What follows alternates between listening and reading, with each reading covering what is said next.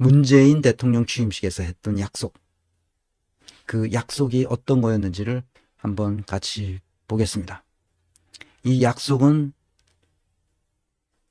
취임식에서 한 약속이고 국민과의 약속이고 반드시 지켜야 할 약속이고 그렇게 하겠다고 수차례 얘기한 약속이고 가장 중요한 국정 과제라고도 얘기했고 국정 목표라고도 얘기했어요. 바로 그겁니다. 이게 1분 14초짜리인데요. 한번 보겠습니다. 그 어떤 기관도 무소불위의 권력을 행사할 수 없도록 견제장치를 만들겠습니다. 그 어떤 기관도 무소불위의 권력을 행사할 수 없도록 그 어떤 기관은 권력기관이겠죠. 무소불위의 권력을 행사할 수 없도록 견제장치를 만들겠습니다. 검찰개혁을 하겠다는 거죠. 그런데 어떻게 됐어요? 비전으로 제시했습니다. 앞이 보이게 했죠. 근데 이 말은 결국 속임수였어요. 왜? 이 비전이 있으면 이거는 그냥 시간이 지나간다고 달성되는 게 아니잖아요. 당연히. 그러면 전략이 있어야 되잖아. 전략이 있어야 되잖아. 비전, 전략, 조직은 삼위일체로 같이 가야 된다고 그랬잖아. 왜 속임수였느냐? 전략이 없었으니까. 전략을 만들어내지 않았어요. 이 욕심이 컸는지 아무튼 두 마리 토끼를 다 잡고 싶어하는, 결국 그렇게 되면서 초반에 이제 서울중앙총장이라는 말도 있었잖아요. 제도 개혁은 더디게 진행됐습니다. 검찰과 경찰의 관계를 협력 관계로 개선하여 수사 권한을 분산하고 상호 견제받도록 하여 부패범죄, 경제범죄, 선거범죄 등 지금 검찰이 잘 해오고 있고 또 경찰이 아직 이런 문제에 대해서는 아직 수사 능력이 떨어지는 그런 분야입니다. 이 분야에 있어서는 여전히 검찰이 독자적 수사권을 갖는 것입니다. 등이라는 그런 말의 해석 가지고 이렇게 이제 의견이 많이 왔다 갔다 하면서 그걸 조금 줄이는 바가 되긴 했지만은 그래도 현실적으로는 결국 검찰은 모든 것을 할 수 있다는 거로 정리되지 않습니까? 현실적으로는 결국 그 검찰의 어떤 논리 또 그 필요성에 어떤 주장하는 그런 부분에 대해서 결국 행정부가 다른 이제 기관들이 결국 다 설득당해버린 게 아닌가 하는 그런 생각이 많이 들었습니다. 겉보기에 남자답은 것 같고 특전사를 갔다 왔다는 둥 무슨 고시를 몇 등에 붙었다는 둥 겉에서 보면은 남자로서 아주 반하게 된다는 둥 이런 개소리가 다 필요 없는 겁니다. 신원 서판이 필요 없는 거예요. 그래서 결과를 만들어냈느냐 못 냈느냐, 못 냈으면 무능한 거고 결과를 만들어냈으면 유능한 겁니다. 이 기준 이외에는 공직에는 없어요. 우리가 신랑을 뽑습니까? 우리가 사위를 뽑는 거예요 지금? 정신 차려야 됩니다.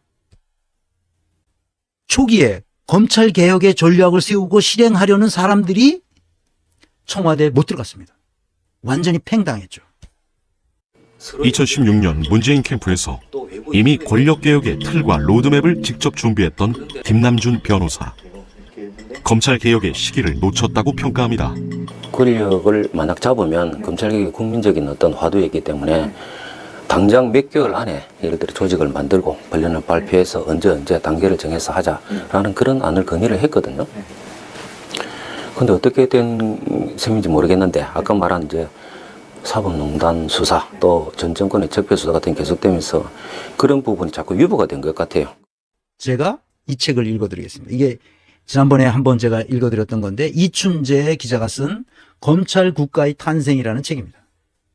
팽당한 사람들 이 조그만 소제목 섹션에서 이렇게 쓰고 있습니다. 이춘재 기자가 검찰개혁 의지가 강한 인물들을 발탁해야 한다는 조언도 지켜내지 않았다는 거예요. 누가? 문재인이.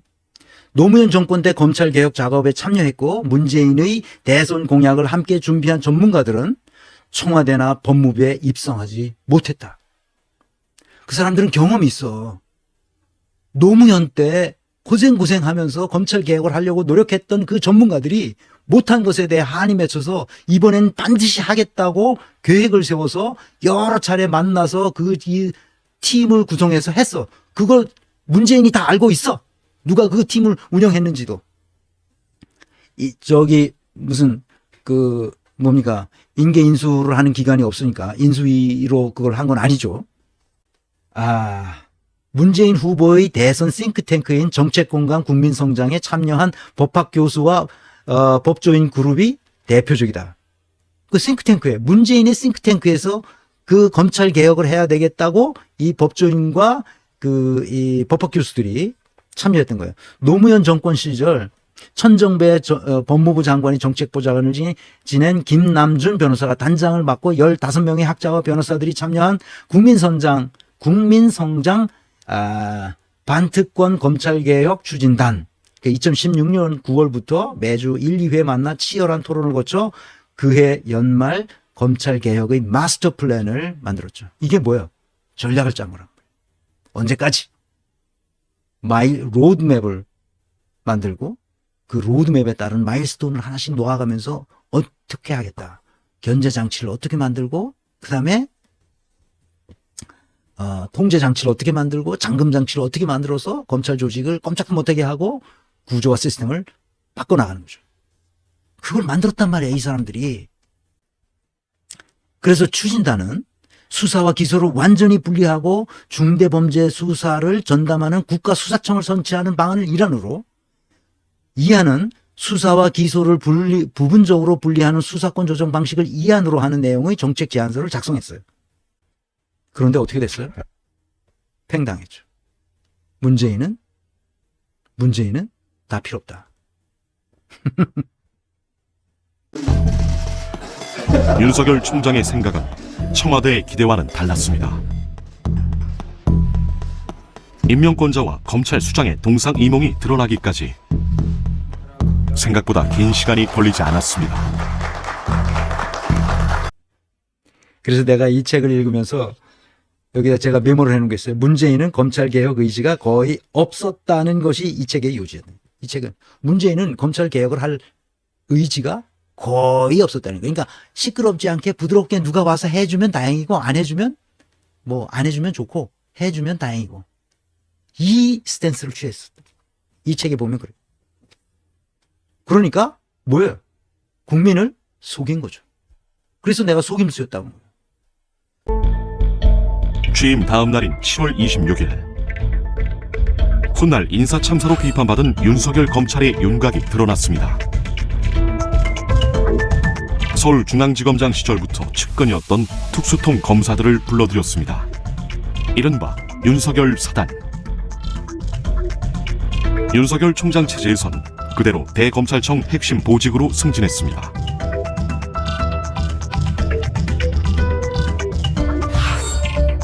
여섯 개 대검부장 자리 중 5개를 차지했습니다.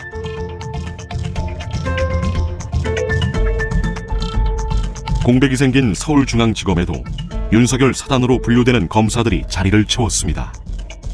검찰개혁을 할 것처럼 그리고 말과 글로는 끊임없이 문재인 정부의 가장 중요한 국정과제이고 국정 목표였다고 말해놓고 아니 이런 전략을 안 쓴 거야 이게. 그걸 하고 싶은 거야? 하기 싫은 거예요. 그러니까 어처구니 없는 거예요. 어처구니 없는 거죠. 무려 70여 곳 압수수색을 벌였던 조국 가족 일가에 대한 먼지털이식 수사. 청와대와 대통령을 직접 겨냥했지만 의혹만 있고 증거는 없다는 비판을 받은 울산 선거 개입 의혹 수사.